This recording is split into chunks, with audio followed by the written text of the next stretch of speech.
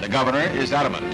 He made a campaign promise to stand in the doorway himself to prevent the integration of the last all-white state university. Brigadier General Henry Graham arrives to tell the governor, "It's my sad duty to ask you to step aside on orders of the President of the United States."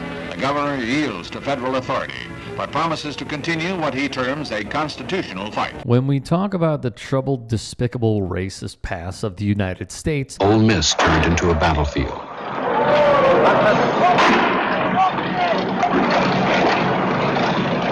Very few people heard the president's words. However prominent or powerful, and no mob, however unruly or boisterous, is entitled to defy a court of law.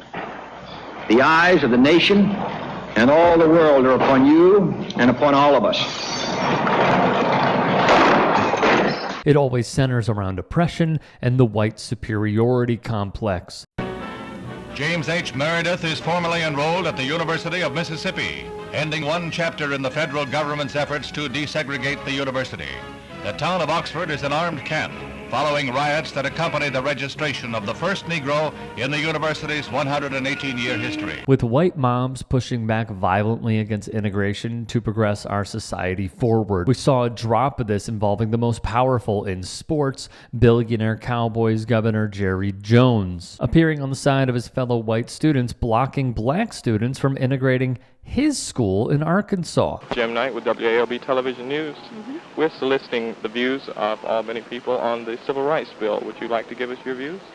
Well, I think if they remain peaceful, it would be a lot better than perhaps the violence that would be concerned.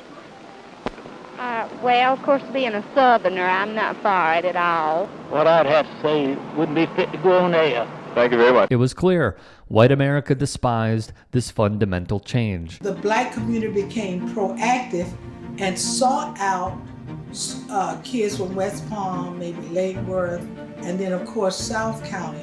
And I didn't realize this, but they came to my dad's house while I was at a football game my 10th grade year, just started my 10th grade year at Carver, to recruit me to be the one that they wanted to encourage to go. In Delray Beach, Florida, Yvonne Lee Odom, at just 15 years of age in 1961, became the first black student at Seacrest High, ending public segregation in the Delray Beach school system. Athletes speak out for a myriad of reasons. For Coco Gauff, a large part of it is because of her grandmother, Yvonne Lee Odom. She had to deal with a lot of stuff, you know, anytime. I think that happened like 6 months after Ruby Bridges did her integration. Her leading the way that she is and being so kind to everyone, regardless of their background, is something that I take inspiration from.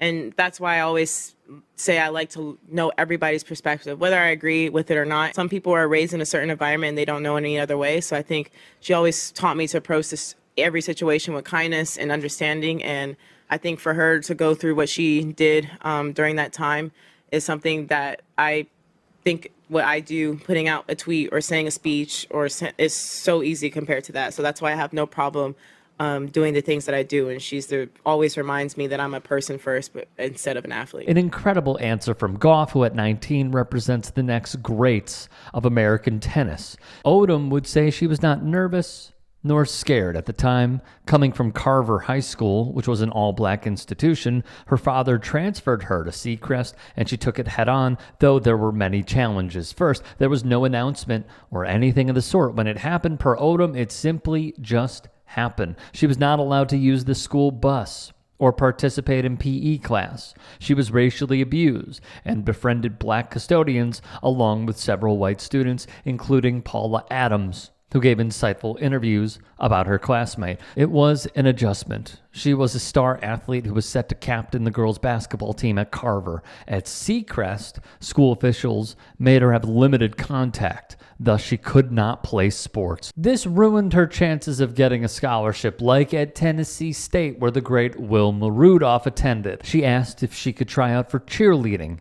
The coach would refuse. I got to know a whole different side of people that I would not have known, she said. She would go on to become a teacher and has publicly sparred with Florida Governor Ron DeSantis. Fun fact, Coco Gauff's grandfather, Red Odom, when he played baseball, was the roommate of a famed manager some may know named Dusty Baker. Gauff's father played basketball at Georgia State. Her uncle played baseball at Florida A&M. And her mother, Candy, ran track at Florida State. Not only does she have an athletic prowess one would dream of, she also has a rich history of activism and civil rights.